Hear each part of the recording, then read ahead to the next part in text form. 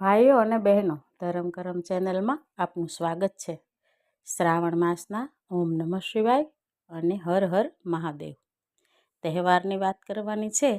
ત્યારે ગઈકાલે બોળચોથ અને હવે નાગપાંચમની. તો નાગપાંચમની વાત કરીએ આપણે. એક ગામ હતું. એ ગામમાં એક ગોર અને ગોરાણી રહે. 7 દીકરા અને 7 વહુ. પણ 6 મોટી વહુ છે એ ખૂબ સુખી ઘરની છે અને નાની વહુ છે એ ખૂબ ગરીબ છે. એને કોઈ પિયરમાં નથી. એટલે કાયમ માટે સારા ઘરનું કામ એણે કરવાનું, બધી તકલીફ એણે જ વેઠવાની, રસોઈ વધે તો જ ખાવાની, કોઈ આવે જાય તો એની સાથે બેસવાનું નહીં, વાત નહીં કરવાની, બધી તકલીફ નાની વહુ માટે. બાકીની 6 વહુ રોજ સાસુની જેમ જ તે એના ઉપર રોપ જમાવે અને ઉપરથી સાસુમાં તો ખરા જ તે. બસ આવી જિંદગી એ જીવે છે. થોડા ટાઈમ પછી ઘરમાં મહેમાન આવે છે એટલે એના સાસુમાં એને કહે છે, લે આટલું આટલું રાંધી નાખજે, એમાં એક ખીર બનાવવાની છે અને એ ખીર એટલી સ્વાદિષ્ટ બનવી જોઈએ કે કંઈ ભૂલ ના રહે. વહુ કહે છે, કંઈ વાંધો નહીં, એમાં શું, હું બનાવી નાખીશ બધું. રોજની જેમ રોજ ખૂબ કામ કરે છે એટલે ના પાડવાનો કોઈ સવાલ નથી.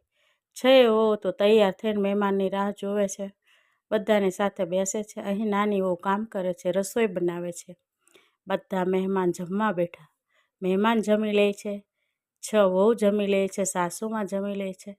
પછી સાસુમાં છણકો કરીને કહે છે, લે કંઈ વધ્યું હોય તો ખાઈ લે અને પછી નદીએ જઈ અને બધા વાસણ સાફ કરી આવ.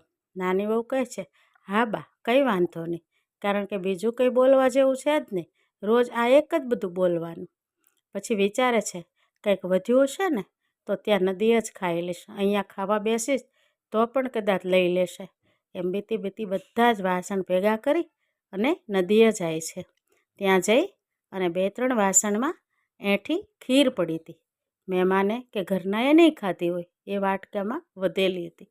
એ બધામાંથી ભેગી કરી એક વાટકો ભર્યો અને વાસણ સાફ કરવા નદીમાં લઈ ગઈ અને વિચારે છે, બધા વાસણ ઉટકી લઉં અને શાંતિથી ઝાડ નીચે બેસું તો આજે હું આટલી ખીર નિરાતે ખાશ, છાયા બેસીને હું પણ સારી રીતે એને હું ખાશ, એવું વિચારી અને વાટકો ઢાંકીને વાસણ ઉટકવા જાય છે.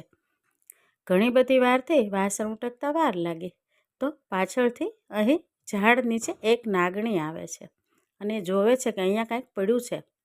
તો એ ત્યાં જાય અને ઉપરનું ઢાંકણું ખોલી વાટકામાં જેટલી ખીર છે એ બધી જ તે ખાઈ જાય છે અને પાછી પોતાના ભોણની અંદર પોતાના દરમાં મોઢું રાખીને બેઠી છે.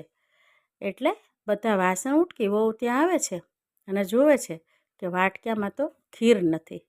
તો પણ એ તો સ્વભાવની એટલી સારી છે, ધાર્મિક વૃત્તિની છે, એટલે એ કહે છે કે કંઈ વાંધો નહીં, મારી જેવું કોઈ દુખિયારું હશે, કોઈ ભૂખ્યું હશે એટલે આ ખીર ખાઈ ગયું, પણ એનું પેટ ઠરે, ભલે ને ખાઈ ગયું. આમ બોલી પોરો ખાવા બેઠી છે પણ નાગણીથી એ જોવાતું નથી એટલે બહાર આવે છે. વહુ બી જાય છે તો એ તો એને વાણી ફૂટી અને કહે છે, દીકરી બીતી નહીં, પહેલાં તો તે જે કીધું ને એનાથી મને ખૂબ આનંદ છે, એટલે તું કે તારે કંઈ દુઃખ છે, તને જોઈને તો એવું લાગે છે તારે કંઈ દુઃખ હોય એવું.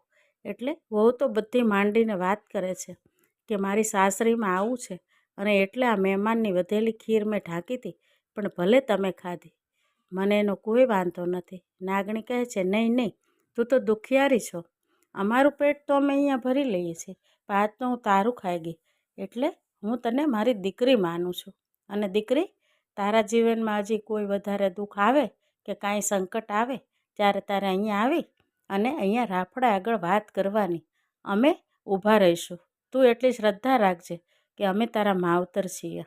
અને નાગણી અંદર વહી જાય છે. વહુને તો ખૂબ સધિયારો મળ્યો, ખૂબ શાંતિ થઈ કે હાલો કોઈક તો એવું છે કે મને મળ્યું, મારું કહેવાય એવું મને મળ્યું. એને ખબર નથી કે આ કઈ રીતે ઉપયોગી થશે, પણ વિચારતી વિચારતી ઘરે આવે છે. ઘણા દિવસ થાય છે એટલે સાસુમાં એક દિવસ કહે છે કે વહુને તો શ્રીમત છે. 6 વહુને કહે છે, સાંભળ્યું તમે, આ નાની વહુનું શ્રીમત છે એટલે મંગળવારે ખૂબ જાતનું રાંધજો અને ખૂબ જાજુ રાંધજો, કારણ કે એને તો ખૂબ પિયરિયા છે, સોનું, સંપત્તિ, કપડાં, રેશમ બધું લઈને આવશે એટલે આપણે સ્વાગત કરવું પડશે ને. એવું ખૂબ આડું તેડું બોલે છે. વહુને ખૂબ દુઃખ લાગે છે. હવે હું શું કરીશ એને કંઈ સમજાતું નથી. અને ઓલી બધી જ વહુ અંદર અંદર હસે છે અને સાસુને કહે છે, હા હા ખૂબ ઝાઝી રસોઈ બનાવશું એટલે એના પિયરિયા નિરાતે જમે. કારણ કે એ તો ગરીબ છે, એણે તો કંઈ ભાળ્યું નહીં હોય ને. ખરેખર તો પિયરમાં જ કોઈ નથી, પણ આવું બધું બોલે છે. થોડીક વાર થઈ એટલે નાની વહુને વિચાર આવ્યો કે આ બધી કંકોત્રી પડી છે ને, એમાંથી એક લઈ જાઓ અને ઝાડ નીચે નાગદાદાનું દર છે ને ત્યાં જઈ અને મૂકીશ અને પ્રાર્થના કરીશ કે હે નાગમાતા, તમે મને કીધું તું ને એટલે મારે આજે તમારું કામ પડ્યું છે અને આ કંકોત્રી મૂકવા આવી છું. મારા શ્રીમતમાં તમે ઊભા રહેજો અને મારી આબરૂ સાચવી લેજો. તો એ તો વાસણ ઉટકવાના બાને એક કંકોત્રી લઈ લે છે અને નદી કાંઠે આવે છે. દર આગળ આવીને ઊભી રહે છે. કંકોત્રી મૂકી અને કહે છે, નાગમાતા તમે મારો સમય સાચવી લેજો. મારું શ્રીમત છે, મારે કોઈ નથી અને તમે તો મારું દુઃખ જાણો છો, તો મારા ઉપર કૃપા કરજો. મારા મા બાપ બનીને ઊભા રહેજો. આટલું કહી કંકોત્રી મૂકી કામ પતાવી અને ઘરે જાય છે. એને આમ મનમાં એમ તો છે કે કંઈક તો થઈ રહેશે, આવશે તો ખરા જ તે, એવું વિચાર છે. નાગમાતા તો રોજે રોજ બહાર આવતા જ એમ આવે છે. અંદર જાય છે નાગદેવને અને એના બધા જ નાગ દેવતાઓને બોલાવીને વાત કરે છે કે આમ વાત હતી, મને એક વખત આવી એક દુખિયારી સ્ત્રી મળી હતી, આજે એણે એનું કામ સોંપ્યું છે એટલે આપણે બધાએ એ ઉજાગર કરવાનું છે. બધા તૈયાર થાય છે. એક એક કરીને બધા બહાર નીકળે છે. રાજકુમારી ને રાજકુમાર, રાજા ને રાણી હોય એવા બધા તૈયાર થાય છે. ખૂબ બધું પહેરેલું છે અને બધાના હાથમાં એક એક થાળ છે, જાણે કે જાત જાતની છાપ ભરીને આવ્યા. દરવાજો ખખડાવે છે. સાસુ બોલે છે, લ્યો વહુના પિયરિયા આવી ગયા. એને તો ક્યાં ખબર જ છે. પણ દરવાજો ખોલે છે ને ત્યાં એક એક કરતાં બધા અંદર આવ્યા. બધાની આંખો ફાટી રહી કે ઓહો આ કોણ છે. તો કહે છે, તમે કોણ? તો કહે છે, આ નાની વહુ છે ને, એના પિયરના અમે દૂરના સગા, પણ એ અમને ક્યારેય મળી નથી. પણ અમને ખબર મળ્યા છે કે એનો શ્રીમતનો પ્રસંગ છે એટલે અમે આવ્યા છીએ. બધાની આંખો ફાટી રહી. બધા જોતા રહી ગયા. ઓહો આટલી સંપત્તિ, આટલી વસ્તુ, પણ કંઈ બોલ્યા જેવું તો છે નહીં. સાસુ તો પછી કહે છે, આવો આવો. પછી નાગમાતા કહે છે, તમે ગમે એ રસોઈ કરી હોય અમે એમાંથી કંઈ નહીં ખાઈએ, અમારે ખાલી દૂધ જ પીવાનું છે એટલે અમારા માટે દૂધ બનાવો એમ કહી અને એ દૂધ બનાવવાનો આદેશ જ આપી દે છે. અને પછી દૂધ બનાવી અને ઠારીને આપે છે ને તો એ બધા દૂધ પીવે છે અને કહે છે, લ્યો સમય સચવાઈ ગયો, અમારી દીકરીને અમારી હારે વળાવો તમે, અમારે એને હારે લઈ જાવી છે. નાગમાતાનો આદેશ માથે ચડાવી સાસુમાંથી તો આજ બોલાય એવું નથી એટલે દીકરીને હારે લઈને જ ત્યાંથી નીકળે છે. બધાય સારી રીતે એને વળાવે છે. બધા ગયા પછી સાસુને છએ વહુનું તો એને મગજ કામ કરતું નથી. એને ખબર નથી પડતી કે આ ક્યાંથી આવ્યું ને કોણ હતું. પણ બસ પછી તો વાતો સિવાય કંઈ હતું નહીં.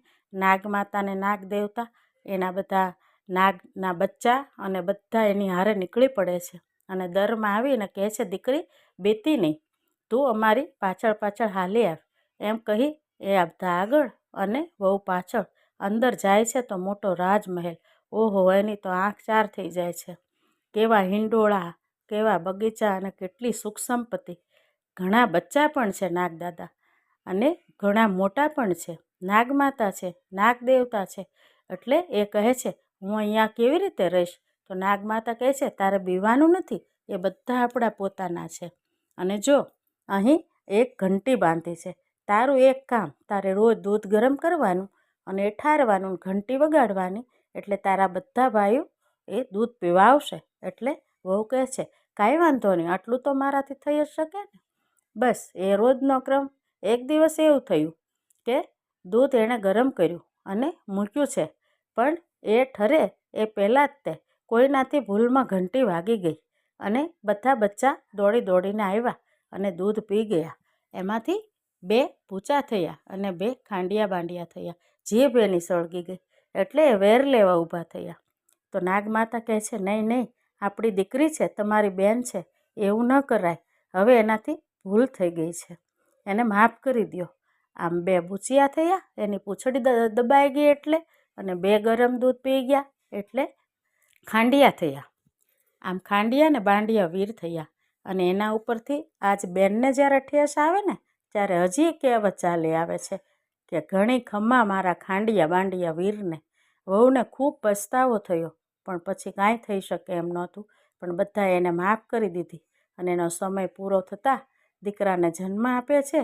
અને ફરીને પાછું ખૂબ બધું વસ્ત્રો અલંકારો સોના ચાંદી દાગીના આપી અને બધાય પાછા પહેરવેશ પહેરી ખૂબ સારી રીતે તૈયાર થઈ અને દીકરીને વળાવવા આવે છે. આમ નાગદેવતા અને નાગમાતાએ જેવા વહુના મનોરથ પૂર્યા એવા આપણા સૌના પૂરે અને આપણી સૌની રક્ષા કરે. તો લ્યો, આ હતી નાગપાંચમની વાર્તા.